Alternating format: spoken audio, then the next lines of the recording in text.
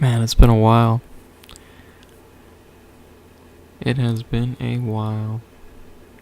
The Weed Porn Daily podcast is brought to you by the Weed Porn Daily Stoner Shop. Get your t-shirts, pillows, iPhone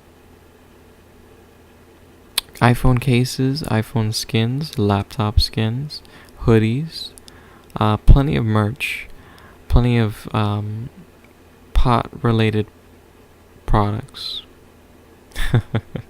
Shop.WeedPornDaily.com.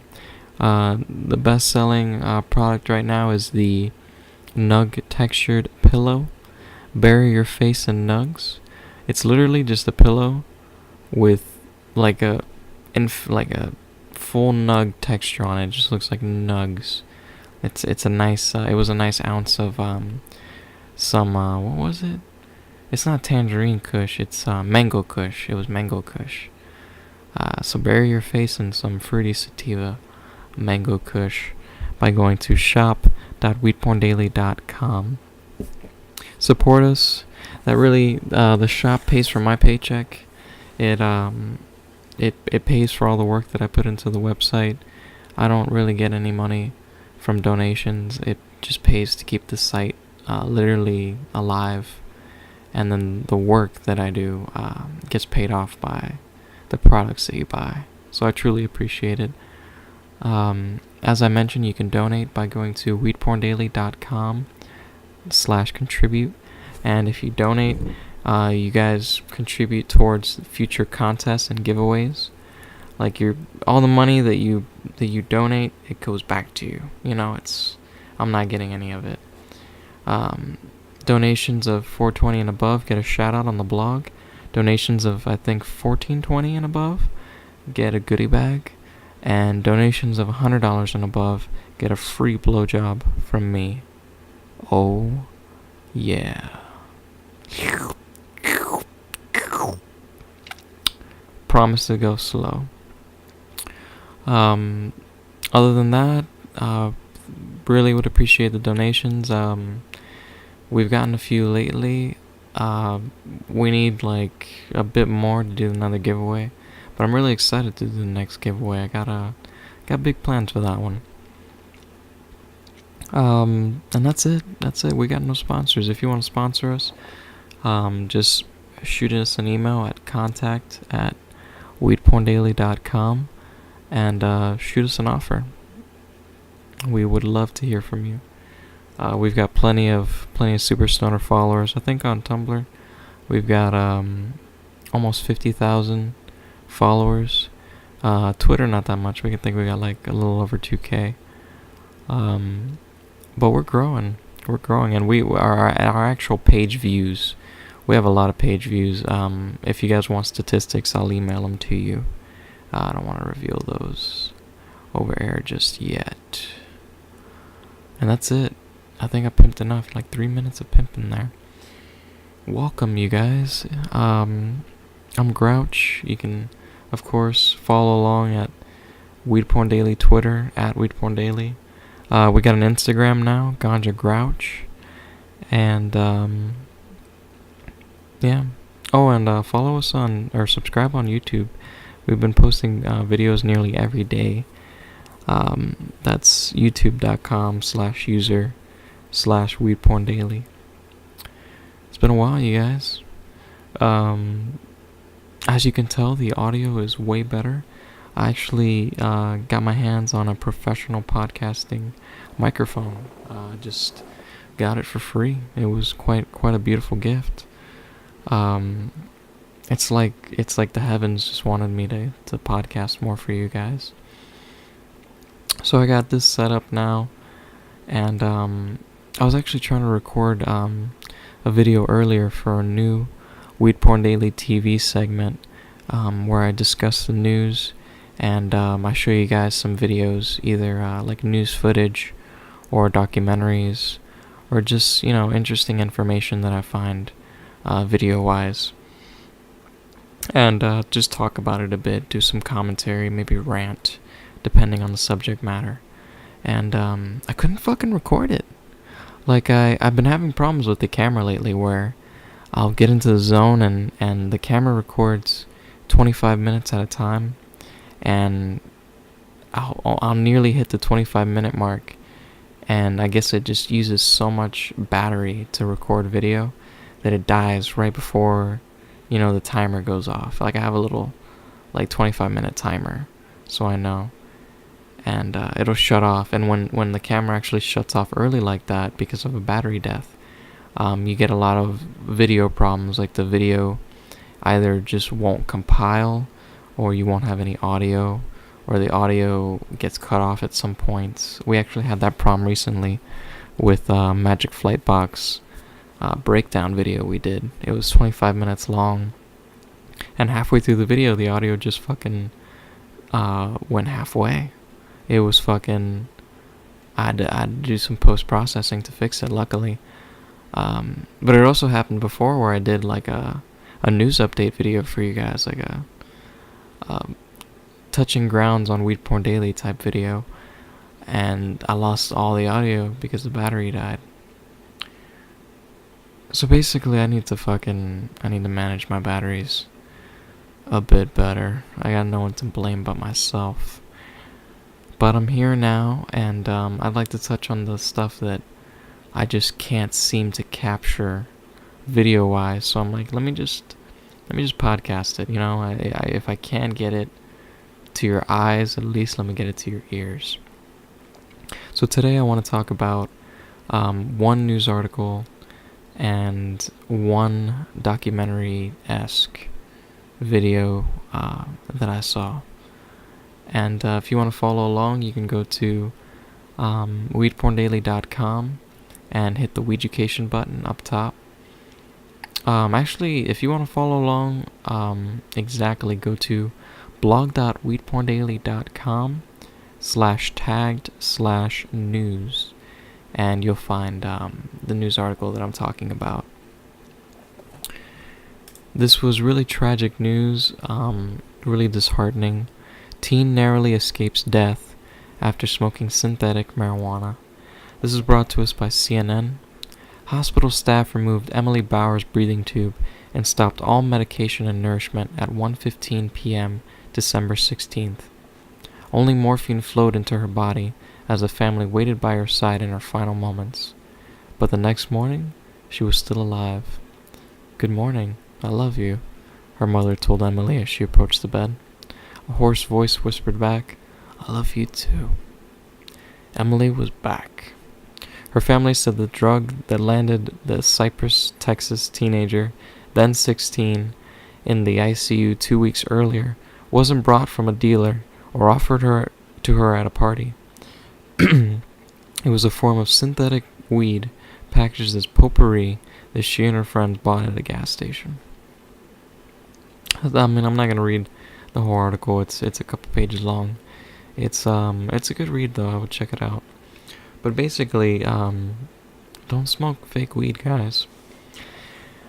It's untested. It's not meant for smoking. It literally says it on the package. I mean, I know it's a trick to sell it, but at the same time, I've read an article where the creator came out and has even said that he didn't want this substance to come out for recreational use.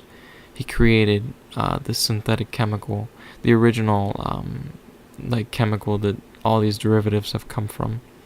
He created it to be tested in lab settings as a research tool, not as a recreational tool. So that's something to think about next time you guys use it. I mean, I know you guys use it because you have drug tests, or it's, you have no connects for weed, and you just, you want some relief from your anxiety, from your pain, from your stress, from your ailments. But someone reblogged this post on Tumblr, and they made a really good point, which really resounded with me, which was, they call it synthetic weed, synthetic marijuana, but it's not really that. They can call it synthetic weed all they want, but at the end of the day, if anything, if it is, if it's supposed to be a carbon copy or some type of, lab created model of marijuana, they have it very wrong. This doesn't give you the munchies. It doesn't give you that pain relief. It doesn't give you that body buzz that you get from a good indica. It's very much like a chemical high. I've experienced it once, and I relate it very much to also the first time and only time that I took an ADHD medication, which feels like your mind is being focused, and it's kind of scary if that's not what you were expecting. If you were expecting weed and you were expecting this relaxing good time and the effects of weed, and then you get this, that would be a little unsettling, Like I could see how people, they get these headaches or pains in their head. It's just a very strange effect on the mind. I don't know how to explain it, because I only did it once, and I'm not necessarily a master of the mind and the chemicals and all that, but it is very, very not marijuana. They can call it synthetic marijuana all they want. It's not weed. I think the only reason they call it synthetic marijuana is because maybe the chemical is a little related to it, and it's probably the only way that you can market it. You tell people, oh, it's fake weed. Because if you tell people, oh, we invented this new chemical that gets you high, they're going to think that it's some type of new form of cocaine or crack, or, some new way to cook some bad drug, heroin or something, But you tell them that it's fake weed, and people know that weed is pretty innocent, Like, if you're open enough to try drugs, if someone's suggesting drugs to you, you're probably open enough to it already, and that weed is the safest drug. So if someone tells you that this chemical is just like the safest drug, you're more than likely to try it.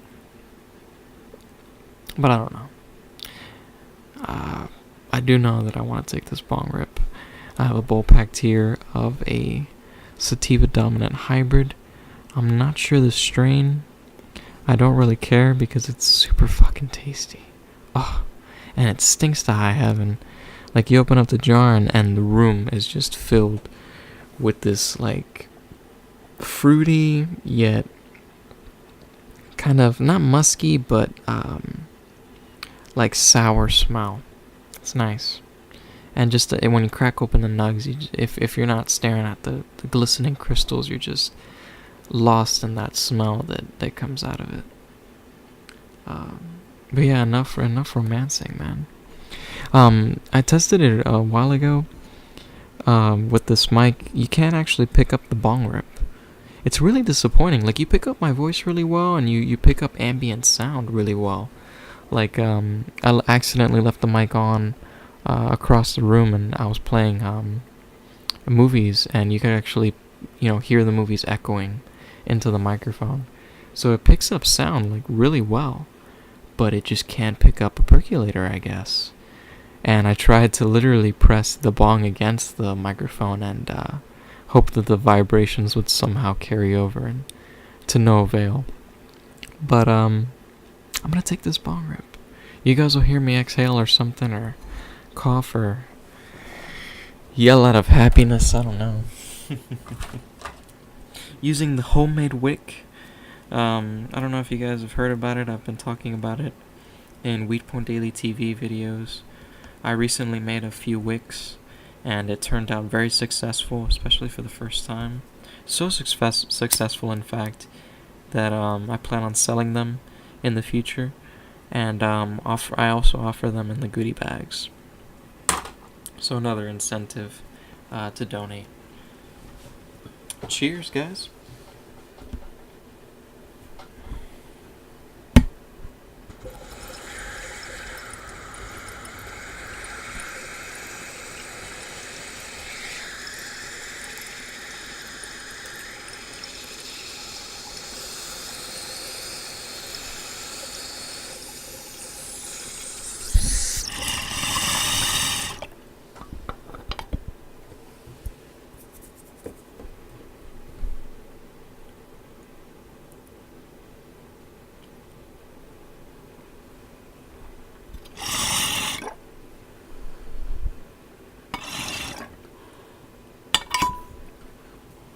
blowing smoke at the mic. Like you guys could see it or something, or hear it. Wow, that was a tasty hit. And I could see that the audio levels were actually bouncing a little bit. So you guys got to hear a little bit of that. I'm glad. The other thing I wanted to talk about was a video I saw recently. It's on National Geographic Television. It's a series called Drugs Incorporated. And it was a special on hashish. I've featured Drugs Incorporated on the website before. They've done a special on cannabis, which was pretty insightful. I got a lot of good gifts out of it, if anything. But they did a one recently on cannabis, hash, and I thought that was very interesting because, cannabis is hash. Like it's like saying beer and alcohol, or beer and wine. It's just two different methods of the same product at the end of the day. And I thought that was interesting, and it was also interesting how, the hashish trade really, I don't really see it touched upon that much. As much as, I see a lot of documentaries about cannabis, no one really takes the time to go to, like, places like Morocco and interview these cannabis farmers. It was really a contrast, because you get to see, they went and interviewed a hash farmer. I mean, really, it was cannabis farmer. He was farming cannabis, and then he would dry it and then extract hash from it. And it's such a contrast. I recently posted a video of Matt Rise, and he's this really popular bubble hash, or ice wax, as he likes to call it, extractor on the West Coast. And if you think about it, he's doing the same shit as this guy in Morocco. They're both extracting THC from the cannabis plant. They both have their techniques, and they both are in completely different worlds. And that truly shapes the way they go about extracting this hash. Like, you see these grow ops in California and Colorado and anywhere there's marijuana grown, really, it's usually indoors.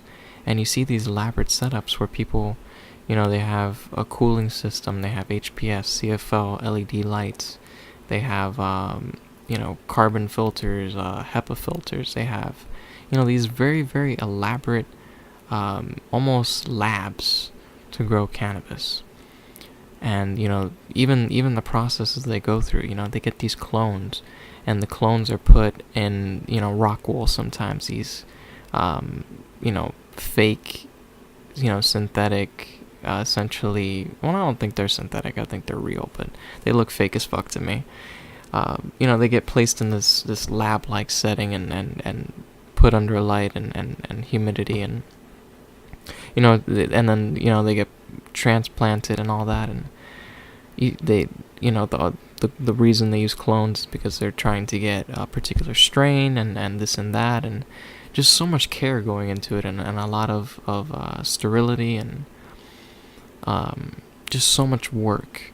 And then you go to this Moroccan farmer, and the motherfucker just has a bag of seeds, like a sack of seeds, reaches his hand in, and he just throws seeds out on freshly tilled soil. He is essentially like, the people who farm rice in China. Like, he's just doing it because it's like food to him. It's just another thing. With these cannabis cultivators in California and Colorado, Canada, anywhere really, that grows like indoor, like European as well. It's really, it's like it's really, I think you have to have a love for it. I mean, you can have a love for the money as well, and get greedy and just set up a grow and whatever and all that, but someone who loves cannabis has to really be involved in that process. It's like there's so much work that goes into it, so much accrued knowledge, with the hash farmer. I mean, I don't want to put him down. I don't want to say that, he isn't as smart as the indoor cultivators, but because I'm sure that he knows a lot about of growing itself. It's just that it seems so much simpler for him. He can just grow outdoors. He can just lay out seeds, and people aren't looking for this connoisseurship level. I mean, they are to some extent.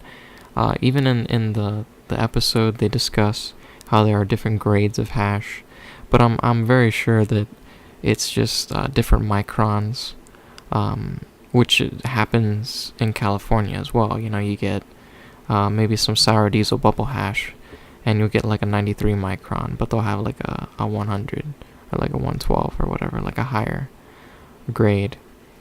And yeah, it's just your preference. It doesn't necessarily mean it does mean it's higher grade. You're getting closer to like just the resin head, but I don't know, man. I don't know. I don't think they were growing connoisseurship level plants. Like if you compare the plants you see in the Drugs Inc.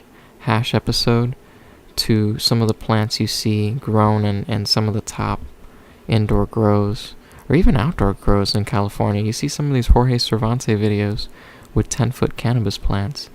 None of those Moroccan plants can stand up to that. And even when you see them dry, it looks like that Thai stick. It looks like that Mexican packweed almost. You wonder how they get this incredible hash off of it. But I'm sure it's the soil and the particular genetics they have. I'm sure they're very good hash strains. Lots of short, thick trichome heads, and getting me all excited thinking about it. But great video.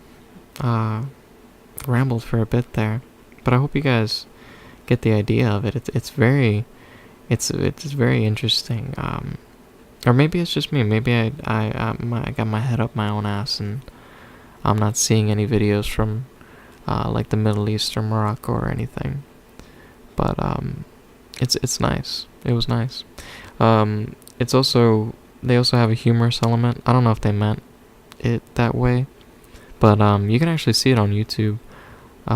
If you look up Drugs Inc. hash on Google, I think it comes up.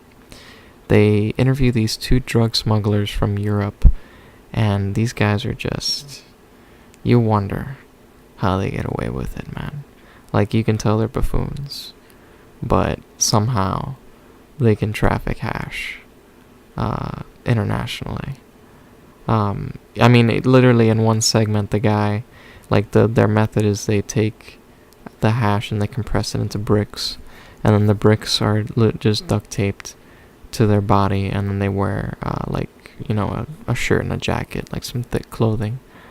And as the guy was taking off the duct tape on his body with a knife, he cut himself. And I don't know, it just really cemented this image that they were portraying of themselves already. But I don't want to stain your image of them. Maybe they're not goofballs. Check it out.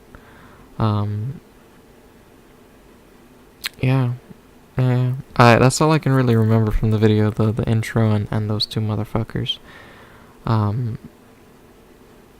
They talk about the trafficking aspect a lot because it is drug incorporated. They want to talk about, how the people make the money off of it, not necessarily the cultivation aspect or anything like that, but they do touch upon it, and how they touch upon it, they do a great job. Yeah.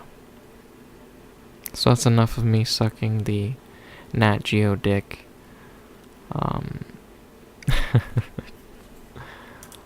I think that's it. Yeah, those two things. I really wanted to talk about that. I had to get it off my chest. I performed that twice already. Not performed it, just like I've had to discuss those topics twice. So it's nice to finally get it cemented. Thank you guys, really. Man, this strain is great. I don't know if you guys have seen a video where I've discussed it before, but I haven't really encountered a strain like this in a long time. This kind of sativa where you get great amount of energy and it isn't psychedelic at all. I mean, it kind of is at higher doses, but all weed is. But it isn't very cerebral, you know, like you don't stumble upon your words, you don't get spacey, you don't have these closed eye visuals or hallucinations or anything. You just really get a lot of energy, happiness. It helps you talk a lot. I found that it's really like a nice like conversation starter for sessions, and yeah, it's just a great potent strain overall. You don't have to smoke that much of it, especially if you don't have a tolerance. Just a small hit and you're there, man. Nice little head buzz as well, like very slight. Makes your skin tingly a little bit. Miss WeedPornDaily suffers from it a lot. Like, she gets really tingly. I don't feel sorry for her, actually. I'm a little jealous. That would be nice. Super increased sensation. Because my sensation is increased already, but man. Gotta get some of that Durban poison. Or, what is it? Cherry pie kush, I believe. I know Durban poison is known to make people very horny. And I believe cherry pie kush as well. Like one of the derivatives, not the derivatives, one of like the fathers or mothers of Girl Scout cookies makes you horny. And I haven't personally tried Girl Scout cookies, so I don't know if it makes you horny. But I haven't heard it particularly making people horny. So, yeah. I think those are the only two horny strains. That's the only ones I can think of. Oh, man. Have you guys found any strains that make you particularly horny? I would love to hear it. Because it's a really rare find. You know, I found one or two that have really helped for menstruation, which are Cali Mist and Banana Kush. Yeah, anything really Afghan helps with the PMS. But Cali Mist apparently is like the miracle worker. And yeah, like PMS and horniness, those two, it's a little sparse finding strains for them. So I'd love to hear your recommendations. I'm always I'm trying to build a strain database and get like medical uses up there, and I'm sure people would love to see horniness under the positive effects column. So hit me up in the ask box. As always, if you have any questions, check the FAQ. WeedPornDaily.com/FAQ. There you can ask us a question, or you can check the over, I think, like 600 or 700 questions that I've answered. Yeah. Ask anything you want. You could also submit pictures. People always ask, you know, how do I submit pictures? How do I submit video? How do I submit a news article? All that is at WeedPornDaily.com/contribute. It's basically the Tumblr submit, but I morphed it, or not morphed it, but included it into the website. If you have any problems clicking the button or seeing like the submit button, literally just click inside of the window, like somewhere in the background, and then scroll down, and you'll see the button. I've tried to fix it, but maybe in some browsers you may be still experiencing this problem. I don't know, but we've been getting plenty of submissions. Like, with just the submissions and like gifs I make and my stuff and like maybe some Reddit stuff. Well, no, not Reddit. Let me not even count Reddit. Like maybe some Flickr stuff. I could probably stock the queue. Like, you guys submit at least, like, let me put in number values, because that probably made no sense to you guys. You guys submit probably 100 posts every week and a half, at least. No, maybe 2 weeks. I don't want to be that cocky. Like 2 weeks. It's like 100 posts, like 50 posts a week, man. You guys submit a lot. And I do get to them all, as long as they're good and as long as you follow the rules by including the source, being over 18, little things like that. Yeah. Check out the submissions by going to WeedPornDaily.com/submissions. This is just turning into mad advertisements. I don't want to bore you guys. Again, please shop.weedporndaily.com. I love you guys. Really. Bottom of my heart. Follow me on Instagram, please. Grouch. I post every day. I think that is it. Developments on WeedPorn Daily. New logo, as you guys can see. I hope you guys like it. And I'm working on a new design. Definitely more mobile friendly. Definitely more user friendly. And changes going on with the website. I don't know if I announced it before, but WeedPornDaily.com is just becoming a place for my articles, news, and my personal pot porn. And then Tumblr is dedicated just to everybody. That's my promotional platform. Because nobody really, I don't want to say nobody goes to the website, because it does get a significant amount of page views or whatever, but people really like the Tumblr, and I want to keep it the way it is, and the website will just change drastically, and I'm sure you guys probably don't care, but you'll see that happening very soon. Tumblr will change too. I gotta change the design a bit, the layout, just a few things. You'll see some changes. More mobile friendly as well. I'm trying to work on that. It's hard for some reason. Tumblr fucked shit up, and it's not, I don't know. I don't want to complain about that. That's designer problems. Again, please follow us on Twitter. We only have like 2,000 followers. It's pretty weak, man.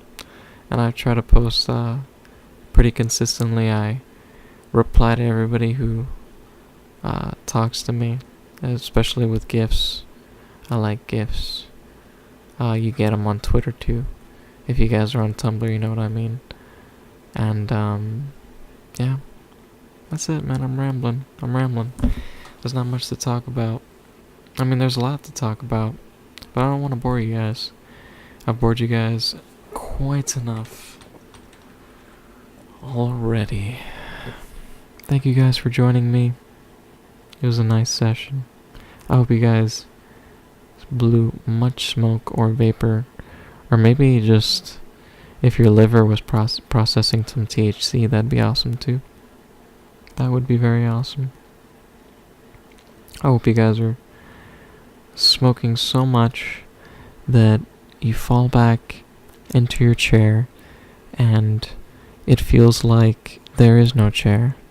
Like you have tapped into the vibrational frequency of everything around you, and you've realized that you're vibrating at a certain frequency, and the chair that you're sitting on and the world around you is vibrating at a separate frequency, or a similar frequency, but maybe frequency isn't the right word. They are a different form of life, different form of energy, and you are nearly falling. You feel like you're falling, but you're not falling. It's like you're in space, almost. And it feels like space. Because if you close your eyes, it feels like there's this vastness around you. And there is a vastness. It's a greater consciousness. Just all there. Infinite. Ever expanding. And contracting. But ever expanding. How does it do it? Nobody knows. But you're comforted by it. In a strange way. But you feel a great amount of fear. Because it's something unknown. And it's something so great. You don't know if you could even comprehend it. But you're willing to try. Because it's willing to love. And that's all that really matters. Thank you guys. Stay regular, Super Stoners.